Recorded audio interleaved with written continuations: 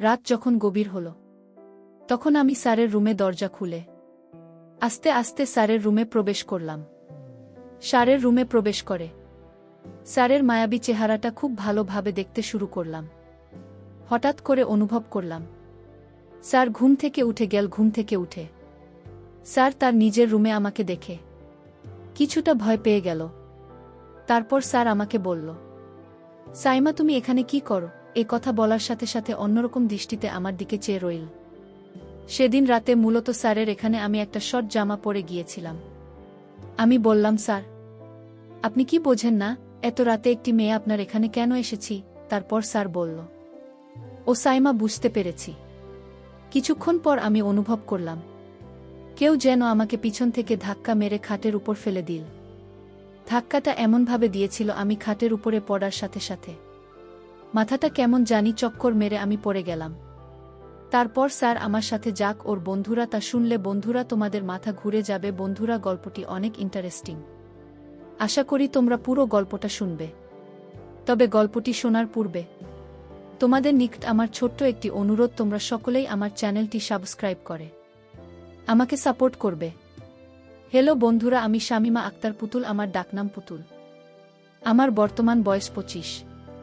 আজকে আমি তোমাদের মধ্যে যে গল্পটি বলবো, তখন আমার বয়স ছিল মাত্র 14। আমি তখন ক্লাস 8-এ পড়ি। আমার বাবা একজন ব্যবসায় কাজে তিনি প্রায় বেশিরভাগই দেশের বাইরে থাকতেন। আমার মা একজন গৃহিণী। আমি পড়ালেখায় খুব একটা ভালো ছিলাম না, তাই আমার মা বাবা ঠিক করল আমার জন্য বাড়িতে একজন লজিং মাস্টার রাখবে, যে নাকি সবসময় আমাকে পড়ালেখা করাবে, সবসময় আমাকে দেখাবে। আমার মা বাবার সিদ্ধান্ত অনুযায়ী আমার জন্য বাড়িতে একজন লজিং মাস্টার রাখল। লজিং মাস্টারটি দেখতে খুব হ্যান্ডসাম, অনেক সুন্দর ফর্সা, তবে একটু লাজুক টাইপের। লজিং মাস্টারকে দেখে আমার খুব পছন্দ হয়েছে এবং প্রকৃতপক্ষে সে খুব মেধাবীও বটে। সে সায়েন্স থেকে ইন্টারমিডিয়েট পাশ করেছে। গ্রামের বাড়ি মহিষাদল এলাকায় বিদায় শহরে পড়ালেখা করার জন্য সে আমাদের এখানে এসেছে।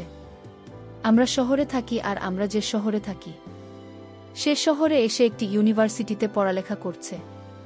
প্রথমত সে মেসে থাকত, তারপর আমার আম্মু আব্বুর সিদ্ধান্ত অনুযায়ী সে আমাদের পাশেই আমাদের গেস্ট রুমে থাকে। আমার আব্বু তো বাড়িতে থাকত না, ব্যবসার কাজে ব্যস্ত থাকত। আমাদের বাসায় কোনো পুরুষ লোক ছিল না। আমাদের বাসার লজিং মাস্টার কাজ ছিল আমাকে পড়ানো আর টুকটাক বাজার সদাই করা, আর তার নিজের পড়ালেখা। ওহো বন্ধুরা, তোমাদেরকে তো আমি আমার লজিং মাস্টারের নাম বলতে ভুলে গেছি। তার নাম হচ্ছে আদিলুর রহমান। অত্যন্ত সহজ সরল একটা লোক, কথা খুব কম বলে, কিন্তু প্রচণ্ড মেধাবী। যাই হোক বন্ধুরা, সে প্রতিদিন আমাকে পড়ায়। আমিও খুব মনোযোগ সহকারে পড়ি। আসলে তার পুরনো কৌশল অত্যন্ত চমৎকার ছিল। আমি দুর্বল ছাত্র ছিলাম, তারপরও আমি তার পড়ানোর কৌশল খুব সহজেই বুঝতে পারতাম। এইভাবে পড়তে পড়তে আমি প্রায়ই আমার লজিং মাস্টারের নিক 2 থেকে 3 মাস বললাম, মোটামুটি আমি অনেকটা এগিয়ে গেছি। তারপর এর ফলে কি বলবো তোমাদেরকে বন্ধুরা, আমার লজিং মাস্টারকে দেখে আমার খুব ভাল লেগে যায়। আর সবচেয়ে বড় কথা হচ্ছে আমি তারে এখানে 3 থেকে 4 মাস পড়লাম। এই 3 থেকে 4 মাসের ভিতরে আমি তাকে যতটুকু চিনলাম, সে কোনোদিন একটি সেকেন্ডের জন্য আমাদের দিকে বাজে নজরে থাকা হয়নি। আস্তে আস্তে কেমন করে যান আমি আমার লজিং মাস্টারের প্রেমে পড়ে যাই। কিন্তু আমি তো মাত্র ক্লাস 8-এ পড়ি। সে কি আমাকে গ্রহণ করবে? আর তাছাড়াও তাকে আমি বলতে দ্বিধা বোধ করছি, কারণ সে তো আমার চাইতে বয়সে অনেক বড়। যতই দেখছি তাকে, ততই তার প্রেমে পড়ে যাচ্ছি। কি করব বুঝতে পারছিলাম না। বয়স কম ছিল, তাই ভেবে পাচ্ছিলাম না কি করব। আবেগী মন ছিল তখন বন্ধুরা আমার। কিন্তু লজিং মাস্টারকে তো আমার খুব পছন্দ হয়েছে। যেভাবেই হোক তাকে আমার প্রেমের ফাঁদে ফেলতে হবে। যে কোনো কিছুর বিনিময়ে হোক আমি তাকে চাই। বয়স তখন 14 আমার। রঙিন স্বপ্ন, রঙিন সব কিছু। যেদিকেই তাকাই শুধু রঙিন রঙিন মনে হয়। রাতে পড়তে বসে শুধু স্যারের কথাই মনে পড়ে। কি করে বুঝতে পারছি না।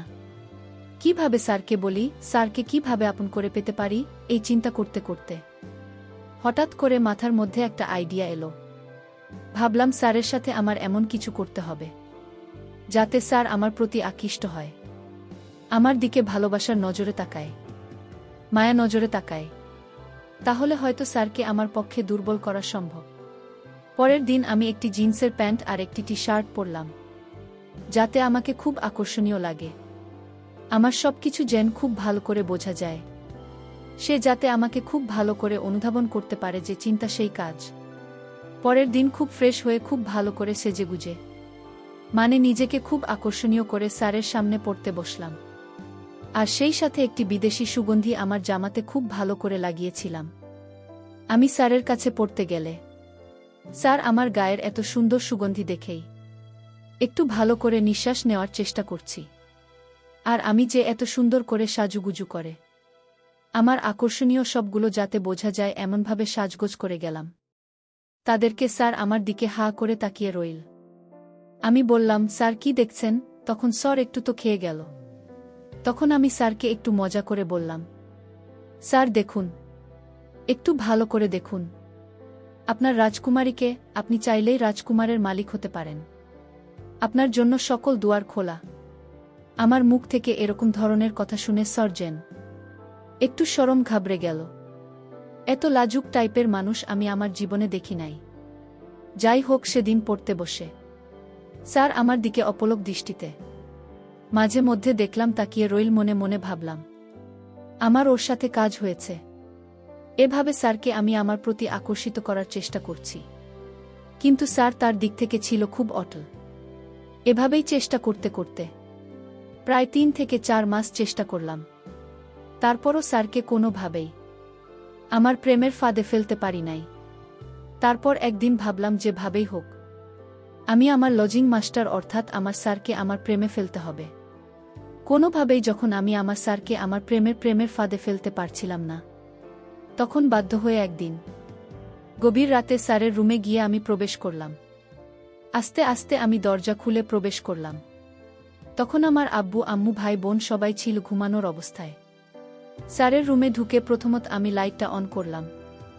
লাইটটা অন করে ঘুমানো অবস্থায় ঘুমন্ত মুখটার প্রতি খুব ভালো করে নজর দিয়ে অনেকক্ষণ চেয়ে রইলাম।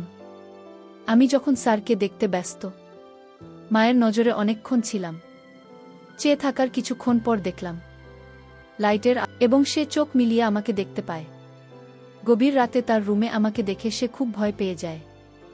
আমাকে দেখে সে কাপা কাপা গলায় বলতে থাকে, পুতুল, তুমি এখানে কি করছো? যাও, এখান থেকে যাও। কেউ দেখে ফেললে আমার কলঙ্ক হয়ে যাবে, আমার বদনাম হয়ে যাবে। আমি বললাম, স্যার আপনি কি আমার মনের ভাষা বোঝেন না? আপনি কি আমার আবেগ বোঝেন না? আপনি কি আমার ভালোবাসা বোঝে না? এত রাতে একটি মেয়ে কেন আপনার কাছে এসেছে আপনি বোঝেন না, নাকি বুঝেও না বোঝার ভান করছেন? আর কত কষ্ট দেবেন আমাকে? আজকে যদি আপনি আমার ভালোবাসা গ্রহণ না করেন, তাহলে আমি আর এখান থেকে যাব না, কোনোভাবেই যাবে না। যা হবার হোক, আমি আপনাকে ভালোবাসি, মন থেকে ভালোবাসি। আপনি আমার অন্তরে জিতে গেছেন, আপনাকে ছাড়া আমার বাঁচা সম্ভব না।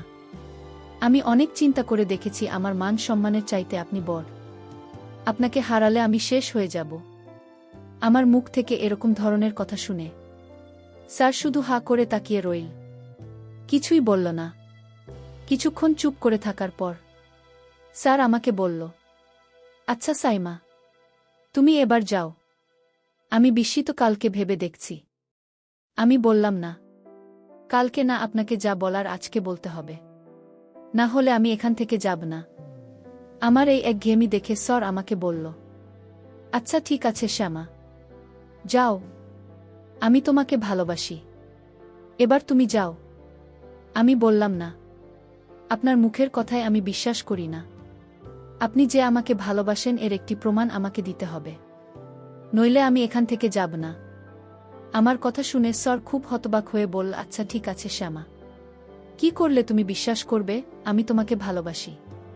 তারপর আমি বললাম, স্যার আপনি আমার সাথে আজকে রাতে একটি কাজ করতে হবে। যদি এই কাজটি করেন, তাহলে ভাবব আপনি আমাকে ভালোবাসেন। আপনি আমাকে কোনোদিন ছেড়ে চলে যেতে পারবেন না। তখন স্যার আমাকে বলল, কি কাজ চাই মা? কি করলে তুমি খুশি? তারপর আমি স্যারকে বললাম, স্যার এই গভীর রাতে একটি ছেলে একটি মেয়ে একাকিত্বে একটি রুমে কি চাইতে পারে তা আপনি বোঝেন না। স্যার আমাকে বলল, শ্যামা প্লিজ, আমার মাথায় এখন কোনো কাজ করছে না। কি চাও তুমি, আমাকে একটু খুলে বলো। আসলে আমার স্যার যে এত বোকা তা আমি কখনো কল্পনাও করতে পারি নাই। এত বয়স হয়ে গেছে, কিন্তু প্রেম কি জিনিস, আবেগ কি জিনিস, কিছুই তার মধ্যে নেই। আমি ভাবলাম এটাই তো আমার জন্য ভালো হলো। তার এখানে আমি আমার প্রেমের ফুল ফুটিয়ে তুলব, যেখানে রাজত্ব করব শুধু আমি একলা। তারপর আমি স্যারকে বললাম, ও স্যার, তাহলে আপনি কিছুই বুঝতে চান না? আপনি আমার সাথে কি করতে হবে তাই তো? আচ্ছা ঠিক আছে, আপনি আপনার মোবাইলটা দেন, আমি আপনাকে বুঝিয়ে দিচ্ছি। আপনি আমার সাথে এখন এই মুহূর্তে কি করলে আমি খুশি। তারপর স্যার বাধ্য ছেলের মত তার মোবাইলটা আমার এখানে দিয়ে দিলেন। আমি একটি সাইটে ঢুকলাম। ঢুকে গিয়ে আমি থাকি কিছু অন্যরকম ভিডিও ফুটেজ দেখালাম স্যারকে। এইসব ভিডিও ফুটেজ দেখানোর পর স্যার এর মধ্যে একটু অন্যরকম অনুভূতি আমি লক্ষ্য করলাম। তারপর স্যার আমাকে বলল, শায়মা তুমি এত কিছু জানো কিভাবে? আমি বললাম, স্যার, আমি একটা উন্নত ফ্যামিলিতে বড় হয়েছি, আর দুনিয়ার এই সব কিছু আমি খুব ভালো করে জানি। আমার অভিজ্ঞতা আর এক্সপেরিয়েন্স দেখে স্যার তো অবাক হয়ে গেল। তারপর আমি স্যারকে বললাম, স্যার আর একটা মজার জিনিস পেয়েছি, প্লিজ স্যার এটা একটু দেখুন। স্যার এটা প্রথম 2-4 মিনিট খুব ভালো করে মনোযোগ সহকারে দেখুন। দেখার পর দেখি স্যারের অবস্থা একেবারে খারাপ হয়ে গেল। আমি বুঝতে পারলাম না এত একটা শান্ত মানুষ কিভাবে অশান্ত হয়ে উঠল। কিছুক্ষণ পর স্যার এর মধ্যে ভিন্ন এক রূপ দেখতে পেলাম, যে রূপটাই মূলত আমি স্যারের কাছ থেকে প্রতিনিয়তই আশা করতাম। প্রথমত আমি ভেবেছিলাম স্যার হয়তো খুব সহজ সরল, সে খুব একটা বেশি বোঝে না। কিন্তু যখন তার পুরোপুরি অভিজ্ঞতাটা আমার এখানে প্রয়োগ করুন, তখন আমি বুঝতে পেরেছিলাম সে কত ভয়ানক, কিভাবে তছঞ্চ করেছিল আমাকে 1 থেকে 2 ঘন্টা। আসলে বন্ধুরা, আমার আবেগ একটু বেশিই ছিল। খুব কম বয়সে অনেক আবেগী হয়ে গিয়েছিলাম। প্রথমে ভেবেছিলাম আমি হয়তো অনেক শক্তিশালী, আমার সাথে স্যার হয়তো কোনোভাবে পারবে না।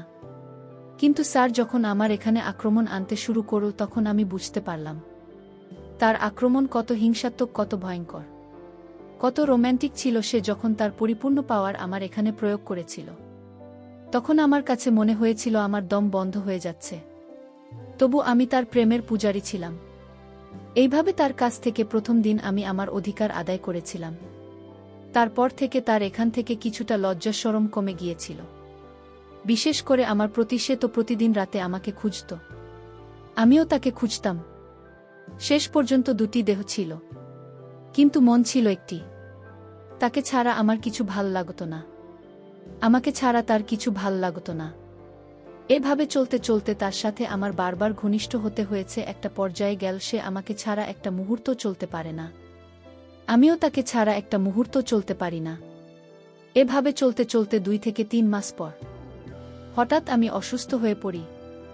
আমার মধ্যে কেমন জানি বমি বমি ভাব আসে। তারপর ডাক্তারের কাছে গেলে ডাক্তার আমাকে বলে আমি নাকি সন্তান সম্ভবা। বিষয়টি আমার আম্মু শুনে হতবাক হয়ে গেল আর বলল, শায়মা, কে তোর এত বড় সর্বনাশ করেছে? আর তুই বা কি করে আমার মেয়ে হয়ে এমন একটা কাজ করলি? লোকসমাজে এখন আমি মুখ দেখাব কি করে? তারপর আমি আম্মুর কাছে বিষয়টি সম্পূর্ণ খুলে বলি। তারপর আমার আম্মু আব্বু আর কি করবে? আর তো কিছু করার নেই, যা হবার তা হয়ে গেছে। তারপর আমার আম্মু আব্বু মিলে আমাকে স্যারের সাথে বিয়ে দিয়ে দিলেন। কিছুদিন পর আমাদের ঘর উজাড় করে একটি কন্যা সন্তান জন্ম নিল। কন্যা সন্তান পেয়ে আমি, আমার স্বামী এবং আমার আত্মীয় স্বজন সবাই খুশি। সবকিছু মিলিয়ে বন্ধুরা, এখন আমি মোটামুটি সুখে আছি। কিন্তু মনের ভেতর কিছুটা কষ্ট। এত অল্প বয়সে আমি সন্তানের মা হয়ে গেলাম।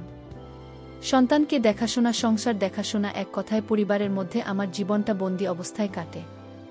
জীবনের সমস্ত স্বপ্ন, লেখাপড়া, চাকরি বাকরি সবকিছু মাটি হয়ে গেল শুধুমাত্র একটি ভুলের কারণে। যাই হোক বন্ধুরা, তো ভালোই আছি। তোমরা সকলে আমার জন্য দোয়া করবেন। আমার কলিজার বন্ধুরা, গল্পটি থেকে তোমরা কি শিক্ষা পেলে তা নিশ্চয়ই তোমরা কমেন্ট করে আমাকে জানাবে। বন্ধুরা, আজকে এই পর্যন্তই, আবারও আসব তোমাদের মধ্যে নতুন কোনো ভিডিও নিয়ে। ভিডিওটি যদি তোমাদের ভালো লাগে তাহলে একটি লাইক দাও। প্রতিদিন আমি তোমাদেরকে একটা করে নতুন গল্প উপহার দিব, তাই তোমাদেরকে অনুরোধ করে বলছি, তোমরা যদি এরকম ধরনের ইন্টারেস্টিং গল্প পেতে চাও তাহলে দয়া করে আমার চ্যানেলটি সাবস্ক্রাইব করো।